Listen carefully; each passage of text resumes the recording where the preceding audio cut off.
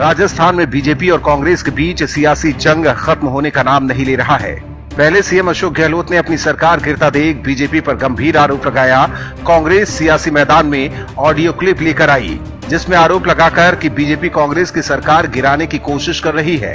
मामले को लेकर कांग्रेस ने बीजेपी नेताओं पर एफआईआर दर्ज कराई, लेकिन अब कांग्रेस की ये चाल उल्टी पड़ती दिख रही है। कांग्रेस द्वारा बीजेपी नेताओं के खिलाफ केस दर्ज कराने के बाद अब बीजेपी ने रणदीप सुरजेवाला समेत दूसरे कांग्रेसी नेताओं के खिलाफ शिकायत दर्ज कराई है। बीजेपी नेता लक्ष्मीकांत भारद्वाज ने राजस्थान में मुख्यमंत्री अशोक गहलोत के नेतृत्व वाली चुनी हुई सरकार को गिराने की साजिश से संबंधित एक कथित ऑडियो क्लिप के साथ केंद्रीय मंत्री गजेंद्र सिंह शेखावत का नाम जोड़ने पर रणदीप सुरजेवाला और गोविंद सिंह डोटासरा सहित कांग्रेस नेताओं के खिलाफ शिकायत दर्ज कराई है। बीजेपी का आरोप है कि नेताओं की प्रतिष्ठा को नुकसान पहुंचाने के लिए मुख्यमंत्री आवास पर एक साजिश रची गई थी। वहीं राजस्थान में बीजेपी के प्रदेश अध्यक्ष डॉक्टर सतीश पूनिया ने वायरल हुए केंद्रीय मंत्री की विधायकों की कथित लेन देन की बातचीत के ऑडियो को फर्जी बताते हुए कहा कि ये बीजेपी नेताओं की मानहानि करने का प्रयास है। उन्होंने कहा कि कांग्रेस के प्रवक्ता रणदीप सुरजेवाला ने जिस ऑडियो का जिक्र किया है वो हास्यास्पद है। उन्होंने कहा कि कांग्रेस की आपसी लड़ाई में बीजेपी को दोषी ठहराया जा रहा है। पूनिया ने कहा कि राज्यसभा चुनाव के दौरान भी बीजेपी पर आरोप लगाए गए थे। अगर आरोप सही थे तब मामले की जांच क्यों नहीं कराई गई। उन्होंने कहा कि बीजेपी नेताओं को बदनाम करने के लिए उन्हें प्रायोजित किया गया है। दरअसल राजस्थान में सीएम अशोक गहलोत और डिप्टी सीएम सचिन पायलट के बीच मतभेद के बाद ये ऑडियो क्लिप सामने आया है। हालांकि इसमें कुछ कांग्रेस नेताओं का भी नाम था, जिसको कांग्रेस ने बगावत करने का आरोप लगाकर पार्टी से बाहर निकाल दिया। वहीं ऑडियो क्लिप की जांच भी की जा रही है, लेकिन अभी तक किसी बीजेपी नेताओं की पुष्टि नहीं हुई है।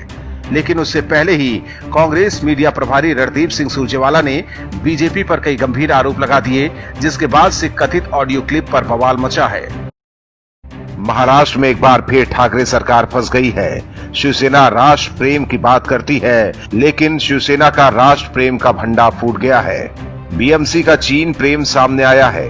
बीजेपी ने बीएमसी और शिवसेना पर निशाना साधते हुए बड़ा आरोप लगाया है। चीन के साथ सीमा पर तनातनी के बीच बीएमसी ने चीन की कंपनियों से मेडिकल इक्विपमेंट खरीदने के लिए ऑर्डर दिया है।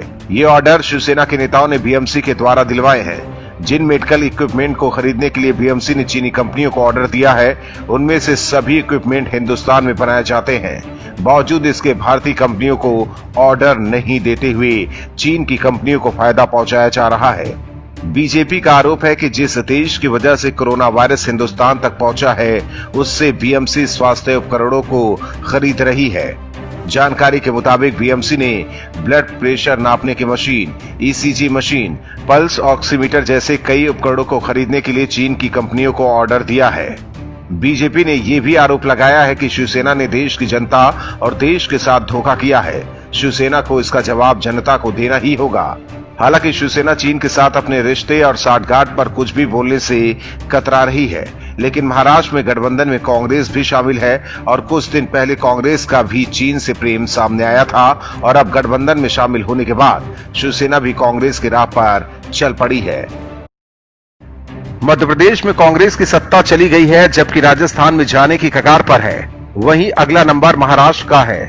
हालांकि महाराष्ट्र से पहले झारखंड में हलचल शुरू हो गई है। बीजेपी नेता बाबूलाल मरांडी और अमित शाह की दिल्ली में हुई मुलाकात ने झारखंड की सियासत में हलचल पैदा कर दिया है। इस मुलाकात से कांग्रेस के पसीने छूट गए हैं। कांग्रेस नेता अनुमान लगाने में जुट गए हैं, कहीं ऑपरेशन लोटस झारखंड में तो नहीं होने वाला। कांग्रेस ने आरोप लगाना शुरू कर दिया है। वहीं झारखंड के मुख्यमंत्री हेमंत सोरेन को भी ऑपरेशन लोटस की आहट सुनाई देने लगी है। यही वजह है कि हेमंत सोरेन बेचैन हो गए हैं और अपने और गठबंधन के विधायकों को भरोसा दिला रहे हैं कि झारखंड में सब ठीक है, लेकिन अंदर ही अंदर सोरेन को कुर्सी जाने का डर सताने लगा है। दरअसल सीएम हेमंत सोरेन ने कहा है कि बीजेपी का षड्यंत्र झारखंड में नहीं चलेगा। साथ ही आगाह करते हुए उन्होंने कहा कि राजस्थान जैसी स्थिति झारखंड में दोहराने की कोशिश अगर बीजेपी करती है तो ये विपक्ष पर ही सच साबित हो जाएगा और बीजेपी नेता प्रतिपक्ष के लिए तरस जाएंगे। वहीं झारखंड आरजेडी के प्रदेश अध्यक्ष का कहना है कि बाबूलाल मरांडी और अमित शाह की मुलाकात में जरूर कुछ टास्क बाबूलाल को मिला होगा। जेएमएम और कांग्रेस ने भी बीजेपी पर निशाना साधते हुए धरातल पर रहकर राजनीति करने की सलाह दी। हालांकि मरांडी और अमित शाह के बीच क्या बातचीत हुई है, ये बात सामने निकलकर नहीं आई है। लेकिन कांग्रेस और विपक्ष जैसे डरे हुए हैं। इससे साफ पता चलता है कि झारखंड में भी गठबंधन सरकार को अपने ही विधायकों पर भरोसा नहीं है। राजस्थान में ऑडियो टेप को लेकर बवाल मचा हुआ है। कांग्रेस अपने ही बुने हुए जाल में फंस गई है, लिहाजा आरोप प्रत्यारोप का दौर शुरू हो गया है। ऑडियो टेप को लेकर कांग्रेस ने बीजेपी नेताओं पर मामला दर्ज कराया है, जिसके बाद बीजेपी ने इस पूरे मामले की जांच सीबीआई से कराने की गुहार लगाई है। अब कांग्रेस को डर सताने लगा है, कहीं मामले की जांच सीबीआई ने की तो सच सामने आएगा। राजस्थान मामले को लेकर कांग्रेस के वरिष्ठ नेता अभिषेक मनु सिंघवी ने बीजेपी के रुख पर कई सवाल खड़े किए हैं। सिंघवी ने टेपकांड की सीबीआई जांच की मांग और केंद्रीय गृह मंत्रालय की ओर से रिपोर्ट तलब किए जाने पर सवालिया निशान लगाया है। सिंघवी ने एक ट्वीट में लिखा, हॉर्स ट्रेडिंग और सरकार गिराने के गंभीर आरोप लगे हैं। इसमें राजस्थान के विधायकों के साथ केंद्रीय मंत्री भी शामिल बताए जा रहे हैं। पुलिस की जांच चल रही है और एफआईआर भी दर्ज की जा चुकी है। इसमें रुकावट डालने के लिए बीजेपी ने अपनी सुविधा के अनुसार सीबीआई जांच की मांग की है। केंद्रीय गृह मंत्रालय भी सामने आ गया है। क्या मामले में क्लीन चिट देने के लिए जांच सीबीआई को दी जाएगी? कांग्रेस बीजेपी पर ऐसे आरोप लगा रही है, जबकि कांग्रेस ने खुद एसआईटी गठित की है जो राज्य सरकार के इशारों पर काम करती है। दरअसल बीती रात फोन टैपिंग मामले में तब एक नया मोड़ आ गया जब केंद्रीय गृह मंत्रालय ने इससे जुड़ी रिपोर्ट तलब की। मंत्रालय ने राजस्थान के मुख्य सचिव से टैपिंग की रिपोर्ट मांगी है। सूत्रों के हवाले से कहा गया कि केंद्रीय गृह मंत्रालय ने राजस्थान में फोन टैपिंग कांड को काफी गंभीरता से लिया है और इसकी विस्तृत जांच की बात कही जा रही है। दूसरी ओर राजस्थान सरकार ने टेप कांड की जांच के लिए जिस एसआईटी का गठन किया है, उसके मुखिया सीआईडी के एसपी विकास शर्मा होंगे। इस टीम में एसीबी, एसओजी और एटीएस के एसपी स्तर के अधिकारी होंगे। ये सभी राज्य सरकार के अंतर्गत काम करते हैं। कांग्रेस इन अधिकारियों से जांच कराकर बीजेपी पर फोन टैपिंग का आरोप मढ़ना चाहती है। हालांकि अगर मामले की जांच सीबीआई को जाती है तो कांग्रेस अपने मंसूबे में कामयाब नहीं होगी, इसीलिए उसने अभी से ही केंद्र सरकार पर आरोप लगाना शुरू कर दिया है।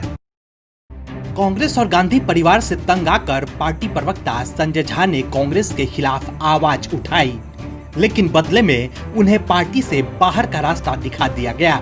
सोनिया गांधी को संजय झा की बात पसंद नहीं आई। पहले उन्हें प्रवक्ता पद से हटाया और फिर जब झा ने सचिन पायलट के समर्थन में बयानबाजी शुरू की तो उनकी छुट्टी कांग्रेस पार्टी से ही कर दी गई, जिसके बाद अब संजय झा के तेवर तल्ख होते जा रहे हैं। उनका मानना है कि कांग्रेस ने अगर अपना रास्ता नहीं बदला तो पार्टी तबाह हो जाएगी। झा ने आरोप लगाया कि कांग्रेस में विपरीत विचारों के लिए असहिष्णुता है। उनके मुताबिक कांग्रेस बीजेपी पर अवैध लोकतंत्र का लांछन लगाती है, मगर अपने भीतर भी राजशाही संस्कृति को बढ़ावा देती है। झा ने कहा कि कांग्रेस का पाखंड साफ सामने आ रहा है। उन्होंने कई फैक्टर्स गिनाए हैं जो कांग्रेस की बर्बादी की तरफ इशारा करते हैं।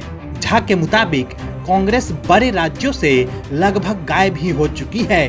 उन्होंने कहा कि कांग्रेस के वोटर बेस के आंकड़े नॉकआउट पंच जैसे हैं। 2004 में 10.3 करोड़ वोटर्स का साथ पाने वाली कांग्रेस 2019 में 11.9 करोड़ वोटर्स को ही लुभा सकी। इतना ही नहीं, उन्होंने कहा है कि 2019 की करारी हार के बाद कांग्रेस सिमट कर रह गई।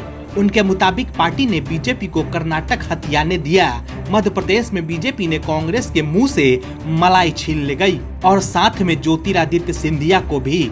राजस्थान को झा कांग्रेस के ताबूत में आखिरी कील मानते हैं। हालांकि संजय झा के अलावा कांग्रेस के दूसरे नेता भी पार्टी के खिलाफ खुलकर बोल रहे हैं, लेकिन कांग्रेस आलाकमान अपने नेताओं की बातों को दरकिनार कर रही है और उन्हीं की बात सुनी जा रही है जो गांधी परिवार के हाँ में हाँ मिला रहे हैं, जिसकी वजह से कांग्रेस अब अर्श से फर्श पर पहुंच गई है। लेकिन कांग्रेस की नीतियों में कोई बदलाव नहीं हो रहा है।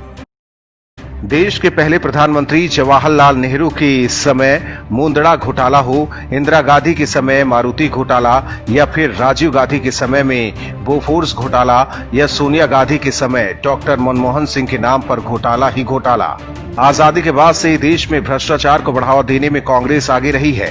अपने स्वार्थ को साधने के लिए सत्ता का कैसे दुरुपयोग हो सकता है, ये कांग्रेस सरकारों की करतूतों से सामने आता रहा है।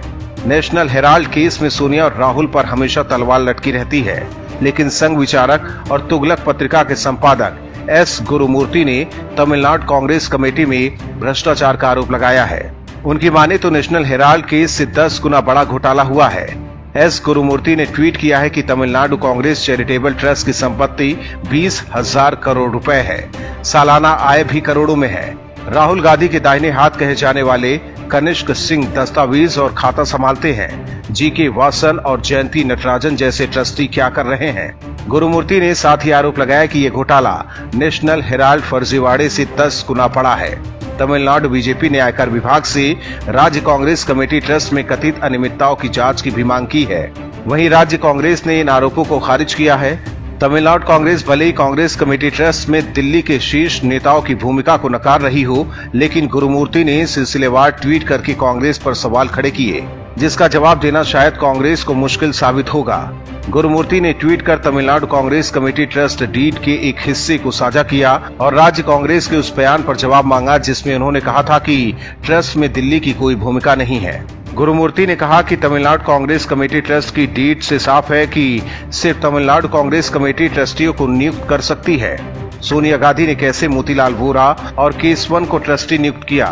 तमिलनाडु कांग्रेस के नेता सोनिया गांधी से डरे हुए हैं। इसके अलावा भी गुरुमूर्ति ने कांग्रेस पर कई गंभीर आरोप लगाए हैं। हालांकि बीजेपी की मांग पर अगर जांच होती है तो सोनिया सहित उनका कुनबा एक और बड़े घोटाले में फंस सकता है और कांग्रेस की एक और बड़ी करतूत देश के सामने उजागर होगी।